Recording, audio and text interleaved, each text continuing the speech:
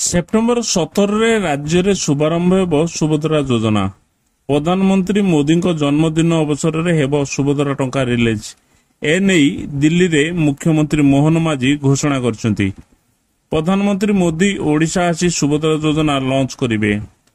ଓଡ଼ିଶାରେ ବିଜେପି ସରକାର ଗଢ଼ିବା ପରେ ପ୍ରଥମ କ୍ୟାବିନେଟ୍ ବୈଠକରେ ମହିଳାଙ୍କ ପାଇଁ ବଡ଼ ଘୋଷଣା କରାଯାଇଛି। ନିର୍ବାଚନ ପୂର୍ବରୁ ଦଳ ପକ୍ଷରୁ ଦିଆଯାଇଥିବା ପ୍ରତିଶ୍ରୁତି ଅନୁଯାୟୀ ଆଗାମୀ 100 ଦିନ ମଧ୍ୟରେ ରାଜ୍ୟରେ ସୁଭଦ୍ରା ଯୋଜନା ଲାଗୁ ହେବ ବୋଲି କୁହାଯାଇଛି। ଏହି ସୁଭଦ୍ରା ଯୋଜନାରେ ଆବେଦନ ଉଭୟ ଅନଲାଇନ୍ ଓ ଅଫଲାଇନ୍ ମାଧ୍ୟମରେ ହୋଇପାରିବ। ମହିଳାକୁ ସଶକ୍ତ କରିବା ଏହି ଯୋଜନାର ମୁଖ୍ୟ ଉଦ୍ଦେଶ୍ୟ। ବିବାହିତ ମହିଳାମାନେ ଏହି ବ୍ୟବସ୍ଥା ଅନୁଯାୟୀ 50,000 ଟଙ୍କାର କୁପନ ପାଇବେ।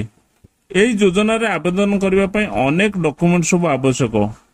ଆଧାର କାର୍ଡ, ବ୍ୟାଙ୍କ ଆକାଉଣ୍ଟ, ଠିକଣା ପ୍ରମାଣପତ୍ର, mobile number, passport photo, income certificate, ration card ଆଦି ଆବଶ୍ୟକ।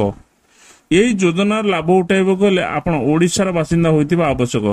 ତେବେ କେବଳ ବିବାହିତ ମହିଳା ଏହି ଯୋଜନାର ଲାଭ ଉଠାଇ ପାରିବେ।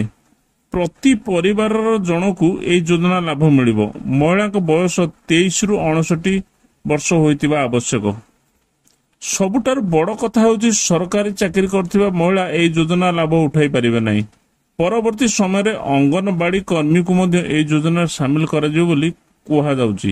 ତେବେ ସରକାରଙ୍କ ପକ୍ଷରୁ କୌଣସି ଅଫିସିଆଲ ୱେବସାଇଟ୍ ଲଞ୍ଚ କରିନାହାନ୍ତି।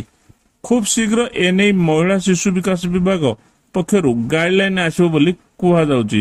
ଦର୍ଶକ ବନ୍ଧୁ, ଯଦି ଭିଡିଓଟି ଭଲ ଲାଗୁଛି ତେବେ ଲାଇକ୍, ସେୟାର, କମେଣ୍ଟ କରିବା ଭୁଲିବେନି। ଆଉ ଯଦି ଆମ ଚ୍ୟାନେଲ ନୂଆ ଦେଖୁଥାନ୍ତି ତାହେଲେ ସବସ୍କ୍ରାଇବ କରିଦିଅନ୍ତୁ। ଜୟ ଜଗନ୍ନାଥ।